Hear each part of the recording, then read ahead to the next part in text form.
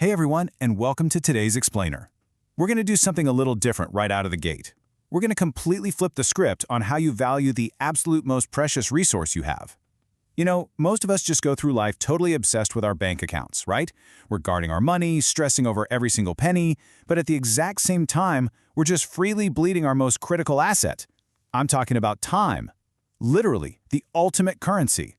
So today, we're going to dig into the exact math, the historical habits, and those sneaky psychological traps that make us misvalue time over money. Okay, let's jump right in with a super fascinating thought experiment. Imagine someone comes up to you and offers you 1 crore rupees. That's about 120,000 US dollars. It's yours, right now, in cash. But there's a major catch. You have to spend it all today, because you are not going to wake up tomorrow. Would you take it? No way. Literally no one would. And what this brilliantly shows us is that tomorrow morning, just the simple act of waking up and being alive is mathematically worth way more to us than a massive fortune. But think about it. How do we actually treat that tomorrow when it finally arrives? Every single day, your life's bank account gets credited with exactly 86,400 seconds. You have to spend them. You can't roll them over to the next day. That's honestly kind of a stunning paradox, isn't it? Human beings will fight tooth and nail to avoid death because, well, we love living. But we put almost zero effort into stopping our time from just slipping down the drain. If life only exists within time, wasting your time is quite literally throwing away pieces of your life. There's this fantastic quote in our source material from pop culture, specifically from Howard Stark, who hit the nail right on the head. He said, "No amount of money ever bought a second of time." I mean, think about it. Every single commodity on Earth has a price tag. Diamonds? Yeah, they're wildly expensive because they're rare, but you can still buy them. Time? You absolutely cannot. It is the ultimate non-renewable resource. You can never, ever go back and buy yesterday. You know, ancient texts actually looked at this exact dynamic in such a cool way. The Atharva Veda has this concept of kal, which pictures time as an unstoppable horse. And this horse, it waits for absolutely no one. So you've got two choices here. You can either mount this horse and ride it, or you can just sit back on the sidelines and watch it gallop away. When you spend your whole life just blindly chasing money, time is probably going to betray you. But when you actively chase time, when you really learn to ride that unstoppable horse, wealth and money, they naturally follow. All right, let's move on to Section 1, Habits of Historical Masters. So, let's look at how the giants of history actually harnessed this horse while everyone else just watched it run by. Take Mahatma Gandhi during the incredibly intense, fast-paced Dandi March. There was this English reporter named Walker who ran up to him, desperate to get an interview that would splash Gandhi's name all across the English papers. And Gandhi? He just replied, "You are a walker, I am also a walker," and he just kept right on moving. People later asked him, why on earth would you ignore a chance for massive fame? His answer was profound but simple. His time and the mission he was on right then were just way more valuable than some cheap publicity. The crucial takeaway here is that high achievers, they don't just invest their money, they invest their time with absolute ruthless precision. Look at Warren Buffett for a second. At age 6, when most kids are just, playing in the dirt, he was going door to door selling Coca-Cola and gum for a 5% profit. By 11, he's deep into the stock market and selling newspapers. By 16, the guy had banked $3,000. Everyone constantly praises his financial investments, but the real secret sauce? That was his time investment, starting at an age when literally everyone else was just letting their 86,400 seconds completely slip away. Even Bill Gates, obviously a billionaire himself, totally marvels at Buffett's time management. Gates mentioned in an interview that Buffett's calendar is packed down to the actual minute. And this crazy intense focus isn't just a modern billionaire thing either. Go way back and look at Abraham Lincoln. He escaped extreme poverty by simultaneously managing farm work, studying, and manual day labor. These guys deeply understood that the universe drops the exact same 24 hours into both the poorest and the richest person's accounts every single day without fail. So if time is really that incredibly valuable, why are we all so terrible at protecting it? That brings us to Section 2, the cheap entertainment trap. To really get how this trap works, we got to rewind back to the Roman Empire. They had this famous political strategy called bread and circuses. The idea was simple: keep the citizens full of cheap bread and keep their eyes totally glued to the mindless entertainment of the circus. As long as they're entertained, they aren't going to question the actual serious issues going on in society. And guess what? Today, we are living right in the middle of the ultimate digital circus. Endless scrolling, social media, all those streaming platforms. There are modern-day circuses, completely numbing us to real-world issues like the economy, our own personal growth, and our future. Seriously, ask yourself this right now. If your favorite social media app suddenly started charging you 10,000 or even 50,000 rupees a month for a subscription, would you pay it? No. You'd probably delete the app in a heartbeat.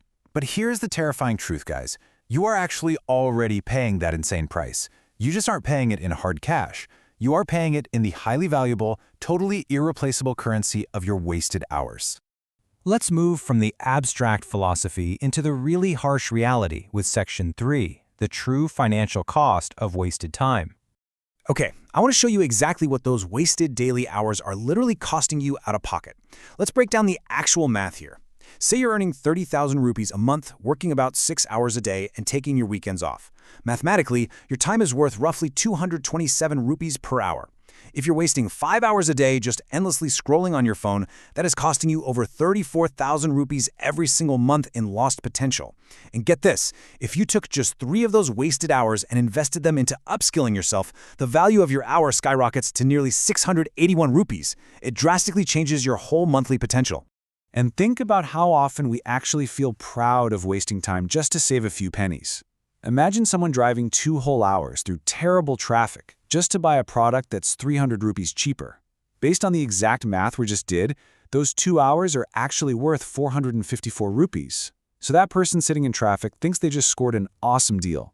But in reality, they just operated at a massive net loss without even realizing it. Ouch, right? Seeing the math kind of stings. But hey, the goal of this explainer isn't just to make you feel bad about the problem. Let's pivot right now to Section 4, why we waste time and how to fix it. All right, to actually fix this problem, we first got to diagnose it. We're going to focus on scientifically proven, super actionable solutions here. Basically, there are 2 core reasons why we fail to catch that unstoppable horse of time. First, we rely way too heavily on motivation. We say things like, oh, I'll do it when I'm in the mood, or I'm just too tired right now. Second, we lack a really clear purpose. A lot of the time, we simply don't know exactly what it is we're supposed to be doing, and, well, doing nothing is just a whole lot easier. Now, as humans, we've come up with well over 100 different productivity hacks to try and solve this. I'm sure you've heard of them. The 2-minute rule, the 80-20 principle, deep focus modes, app blockers. They're all great, honestly. But after studying all these countless methods, Harvard research actually confirmed that one specific technique stands head and shoulders above all the rest. And that ultimate technique? It's called time boxing. See, we are all so used to our traditional to-do lists, but those long, endless lists are actually terrible for your productivity. They cause massive choice paralysis. You look at a tiny 3-minute task sitting right next to a huge 3-hour task, you get totally overwhelmed, and you usually end up picking the easy one even when your energy levels are at their peak.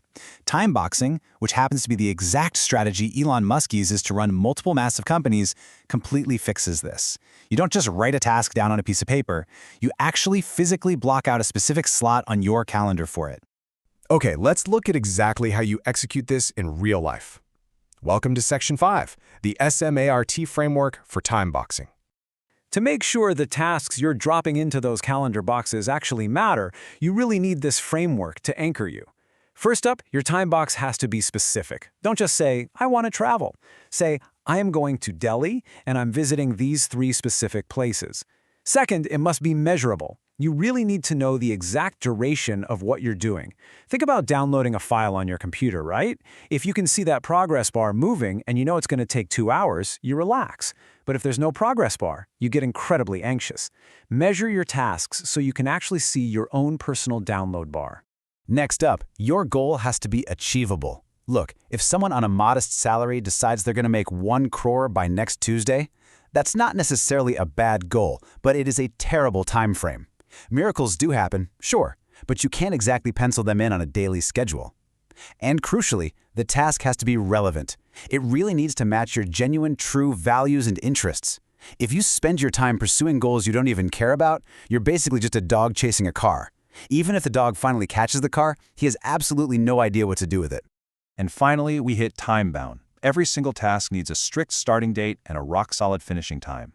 This right here is where the real magic of time boxing lives. You are commanding your day rather than letting the day just command you. Because remember this, if you cannot even rule the paper calendar hanging up on your own wall, you have absolutely zero chance of ruling the outside world. So I'm going to leave you with this final, somewhat provocative thought. You know the exact math now. You've seen exactly how the greatest minds in history viewed their 86,400 daily seconds. So, will you commit, right now, at the end of this explainer, to making the very next 30 minutes of your life worth more than 10,000 rupees? Seriously, don't let that unstoppable horse just sprint past you again today. Jump on, grab the reins, and start riding. Thanks so much for learning with me today, and I'll catch you guys in the next one.